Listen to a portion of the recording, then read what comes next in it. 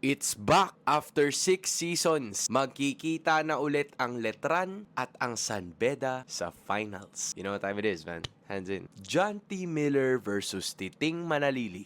Ang ganda. Ang ganda. Binabanggit ko dati na isa siguro sa pinakamalaking rason kung bakit nanonood ng NCAA ang maraming tao is because of Titing. But John T. Miller is also making a case for himself. Nung Game 2, wala si John T. They lost against Benilde. Game 3, John T. was there. Para na 26 points si John T. Miller. Like, he plays with so much swag. He plays with so much aura. Meron na daw kumukuha sa kanya sa UAAP. San Beda, please. Alagaan nyo si John T. men. Yung ratings pare ng NCAA gumaganon dahil John T. versus Titing eh. Tapos si Yukian Andrada din. Ayaw niya na ito yung kanyang huling laro sa San Beda after scoring 27 points. Magiging magandang laban to between Coach Yuri Escueta and Coach Allen Ricardo. Yung mga alumni, buhay na naman ng mga wallet ng alumni. Siguradong manonood tong lahat, men. Game 1 pa lang, absolute cinema na agad. Pag umabot pa ng game to yan, kung sino manalo dun talagang maghihiyawan. Pero ito din yung mga series na sana gusto kong umabot ng game number 3, pare. Sana.